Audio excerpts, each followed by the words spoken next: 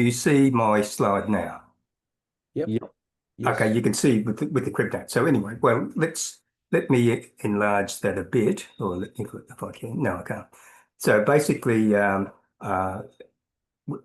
change of pace, talking about ethics and emotion rather than science and technology. I am engineer by background, but let's uh, look at the other aspect. So, but ethics. The meaning of ethics. It's moral principles that govern a person's behaviour. And so, regarding the complex motivations for Homo sapiens, the starting point is the power of the human mind and the indomitable spirit and self-interest.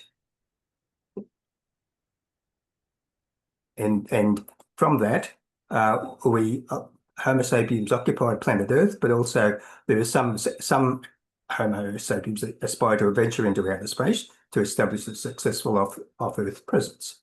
So that's the background where we're talking about the motivations and ethical aspects.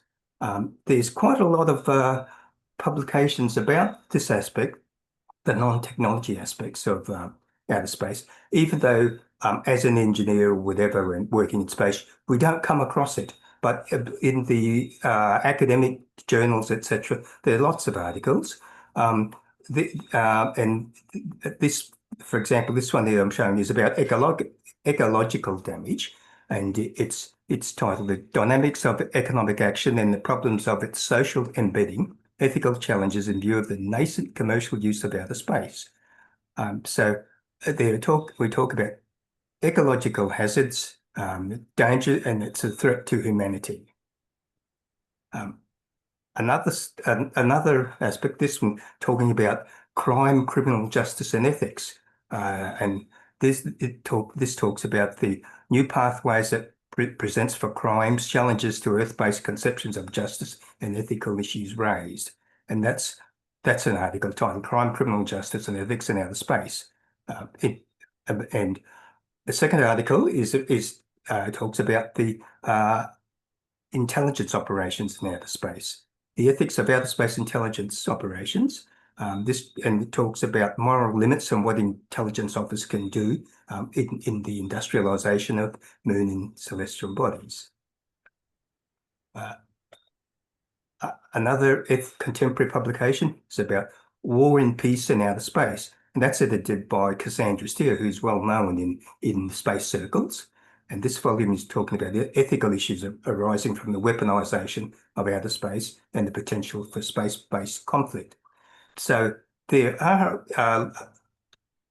a lot of people in learned people in the world who are not directly involved in outer space, and in my bridging, say, communications with them, they're quite actually, say, alarmed that there is so much uncertainty and lack of care for the environment in the outer space, simply because they're using their Earth-based, say, standards and not understanding the complexities of and the dangers of outer space exploration.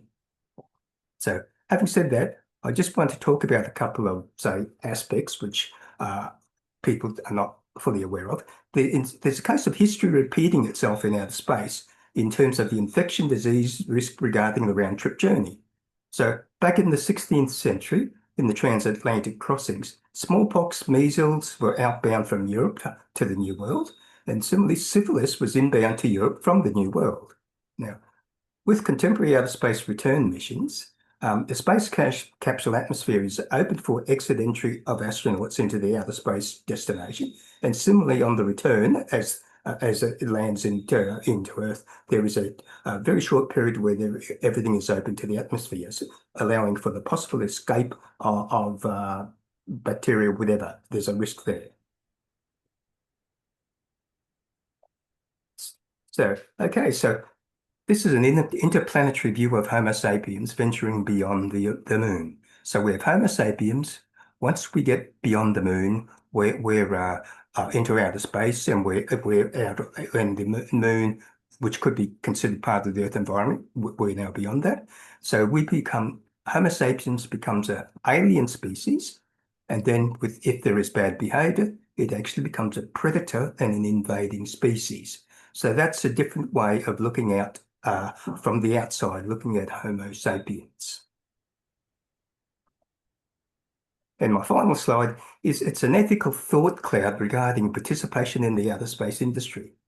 So in the industry, there's wealth. I mean, there's wealth required to commence work, and then it's in diminishing amounts as you go through the funding process. Uh, in fact, we could think of Gilmore Space in that scenario, where they're a good company, wealthy, but they would have to worry about their reserves. There's enthusiasm. And as everyone in this room would understand, when you're working in the industry, it's so interesting and exciting. And Anna Ashwin, who spoke earlier, has got such a challenging and rewarding future ahead of him.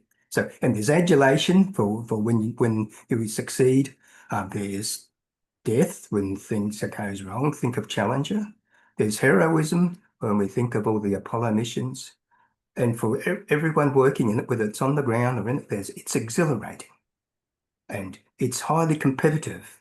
Think of all the companies that haven't quite made it. There's disaster, again, challenging. Failure, yes, there is. And it's disappointing at times, but there is success, and it's uh, total happiness when there's success. So life can be disappointing when there's failure, and it's certainly expensive, very expensive. It's challenging, it's problematic, and oops, there's the environment. So, and in all with all those emotions, the environment in outer space is lost in the intensity of the demanding activity. So there's an opportunity, and we have an ethical obligation to increase the profile of the need for care of the outer space environment. So, and that's where I have an interest in terms of I have a website, Care of the Outer Space Environment, and so that's my quick presentation. So, thank you on that.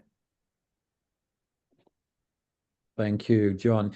I think that's going to be one of the challenges in the next 20 years when they start, if they decide to go to, if they reach the moon in the next 10 years, is how they're going to behave when they get there in terms of, um, you know, uh, exploiting the moon's resources. And that'll give you an idea what would happen potentially when we go to Mars. So it's going to be some ethical issues that people are going to have to think about, which is good that you actually touched on that now. Yes, and I just might emphasize is that it's in the space industry bubble, which is basically all of us. It's easy to just get lost in the inferior of it, in the challenge and the uncertainty of it all. But for my friends, and they're still my friends, the environmental friends, but when I raise these, I'll make them aware of this. They're absolutely horrified.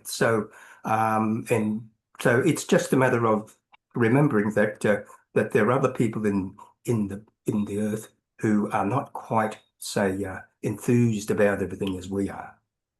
So, That's good. That's a and very good point. yeah, yeah. Okay. Well, thanks again. Well, something that we need to consider, which is what you're doing.